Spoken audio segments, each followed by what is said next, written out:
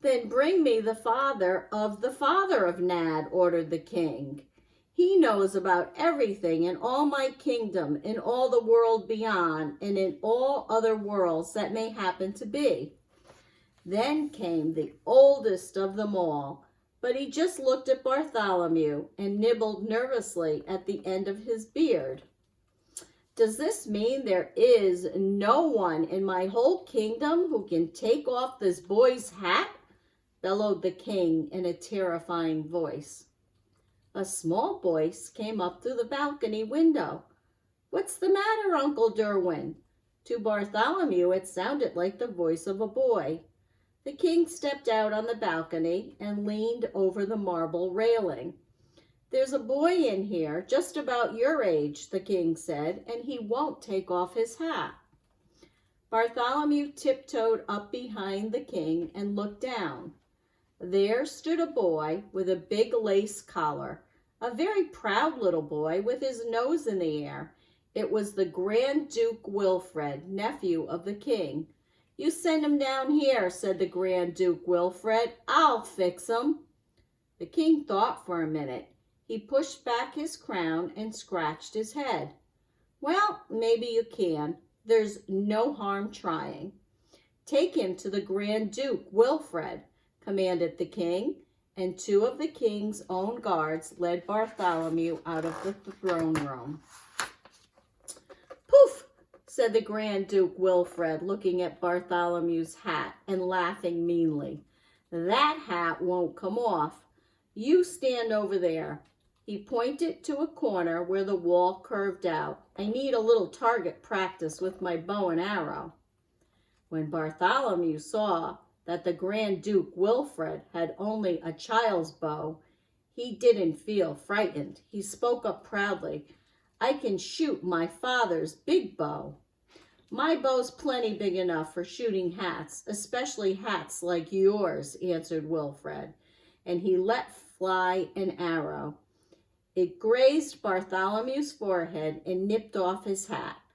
Away it blew and over the parapet, but another hat appeared on his head. The arrows flew till the Grand Duke's whole bagful of arrows was gone, and still a hat sat upon Bartholomew's head. It's not fair, cried the Grand Duke. It's not fair. He threw down his bow and stomped away. 154 hats, gulped Sir Alec. These hats are driving me mad, the king's voice rang out through all the palace. Why waste time with a child's bow and arrow? Fetch me the mightiest bow and arrow in all my realm. Fetch the yeoman of the bowmen. Yeoman of the bowmen, echoed all the lords and noblemen of the court. A gigantic man strode out across the terrace. His bow was as big as the branch of a tree. The arrow was twice as big as Bartholomew and thicker than his wrist. Yeoman of the bowmen, said the king, shoot off this boy's hat and make it stay off. Bartholomew was trembling so hard he could scarcely stand straight. The yeoman bent back his mighty bow.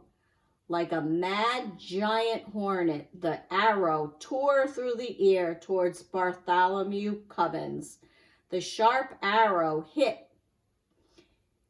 bit through his hat and carried it off on and on for a full half mile. It plucked to a stop in the heart of an oak tree. Yet there, on Bartholomew's head, sat another hat. The face of the yeoman of the bowmen went white as the palace walls. It's black magic, he shrieked. Black magic? That's just what it is, sighed the king with relief. I should have thought of that before. That makes things simple. Back to the throne room. Call my magicians.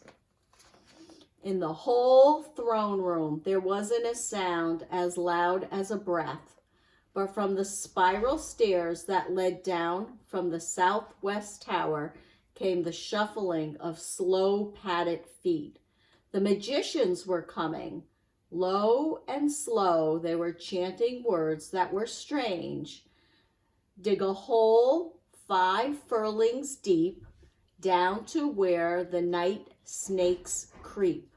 Mix and mold the mystic mud, Malbur, Balbur, Titter, Tud.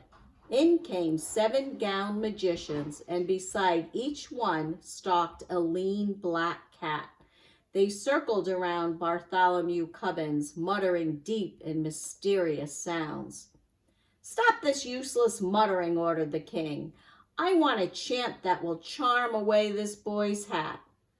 The magicians huddled over Bartholomew and chanted, "Winnikins, Tinnekins, Fotchy clay, hat on this demon's head, fly far away. Howl, men, bowl away, howl away, howl away. Yowl, cats, yowl away, yowl away, yowl, yowl away. Hat on this demon's head. Seep away, creep away, leap away, gleep away, never come back." "A mighty good chant," said the king, looking very pleased. "Are you sure it will work?" All the magicians nodded together, but the king looked puzzled. "Still, there seems to be a hat upon his head. How long will it take for the charm to work?" "Be calm, O sire, and have no fears," chanted the magicians. "Our charm will work in 10 short years." "10 years!" gasped the king. "Away, fools," he shouted, "out of my sight. I can't wait 10 years to get rid of his hat. Oh dear, what can I do? What can I do?" "If I were king," whispered the Grand Duke Wilfred, "I'd chop off his head." "A dreadful thought," said the king, biting his lip, "but I'm afraid I'll have to." "Young man," he said to Bartholomew Cubbins, and he pointed to a small door at the end of the room, "march down those steps to the dungeon and tell the executioner to chop off your head." Bartholomew's heart sank into his boots, but he did as the king commanded. "I must take off my hat," he said to himself as he started down the long black stairway. "This is my last chance." One hat after another he tore from his head. 156, 157, 158. It grew colder and damper. 217, 218, 219, down, down, down. 231, 232, 233. It seemed to Bartholomew he must be in the very heart of the mountain. "Who's there?" said a voice from the blackness. Bartholomew turned a corner and stepped into the dungeon. The executioner was whistling and swinging his axe idly, because at the moment he had nothing to do. In spite of his business, he really seemed to be a very pleasant man. "The king says you must chop off my head," said Bartholomew. "Oh, I'd hate to," said the executioner, looking at him with a friendly smile. "You seem like such a nice boy." "Well, the king says you have to," said Bartholomew, "so please get it over with." "All right," sighed the executioner, "but first you've got to take off your hat." "Why?" asked Bartholomew. "I don't know," said the executioner, "but it's one of the rules. I can't execute anyone with his hat on." "All right," said Bartholomew, "you take it off for me." The executioner leaned across the chopping block and flipped off Bartholomew's hat. "What's this?" he gasped, blinking through the holes in his mask, as another hat sat on Bartholomew's head. He flipped this one off, then another and another.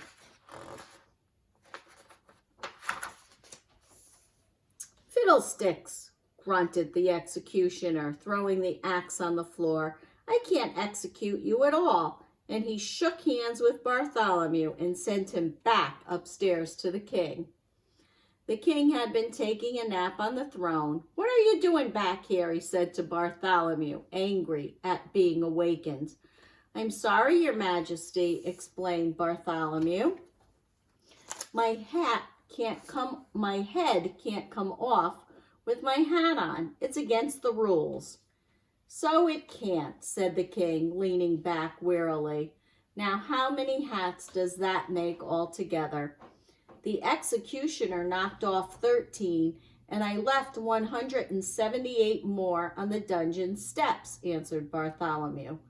346 hats, mumbled Sir Alec from behind his scroll.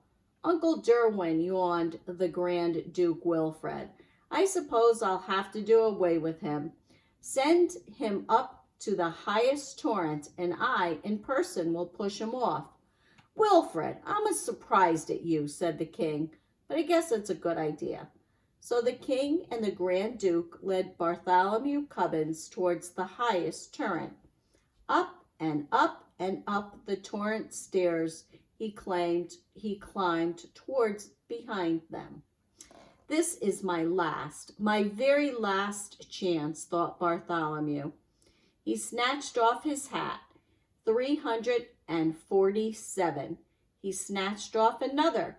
He pulled and he tore and he flung them behind him. 398, 399. His arms ached from pulling off hats, but still the hats came. Bartholomew climbed on. 448, 449, 450, counted Sir Alec, puffing up the stairs behind him. Suddenly, Sir Alec stopped.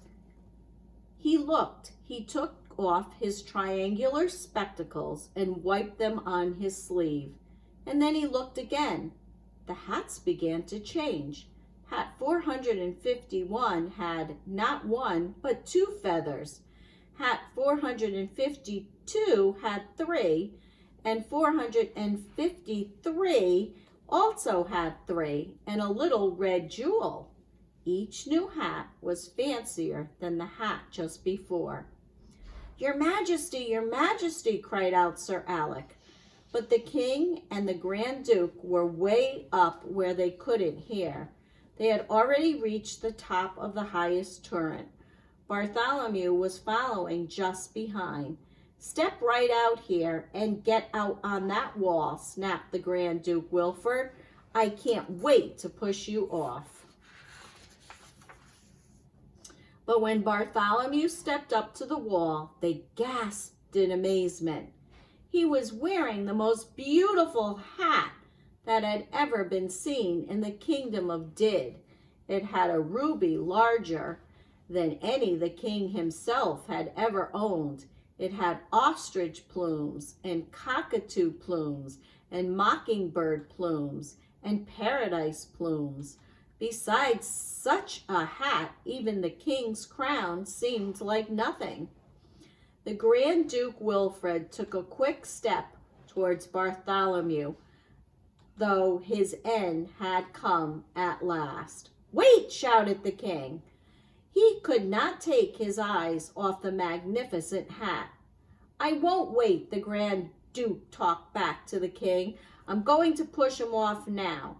That new big hat makes me madder than ever. And he flung out his arms to push Bartholomew off. But the king was quicker than Wilfred.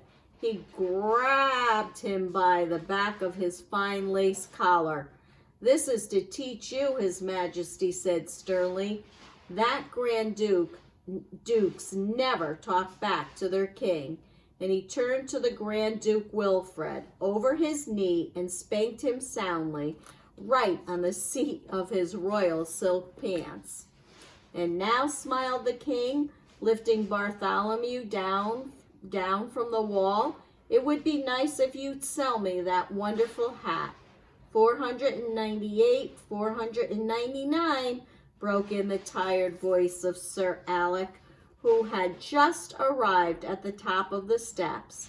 And that, he pointed to the hat on Bartholomew's head, makes exactly 500.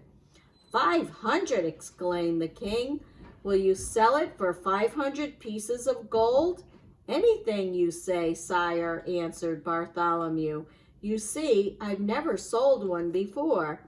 The king's hands trembled with joy as he reached for the hat. Slowly, slowly, Bartholomew felt the weight of the great hat lifting from his head.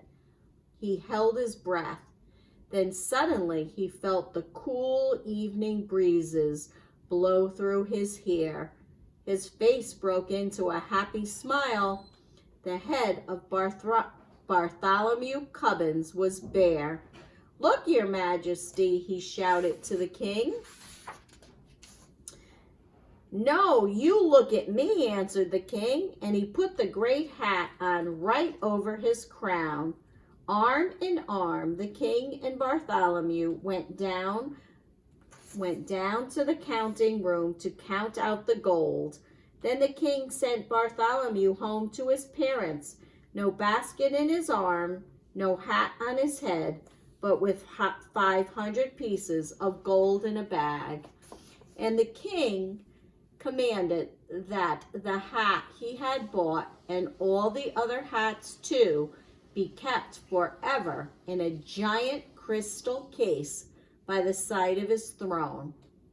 But neither Bartholomew Cubbins nor King Derwin himself nor anyone else in the kingdom of Did could ever explain how the strange thing had happened. They only say it just happened to happen and was not very likely to happen again. The end.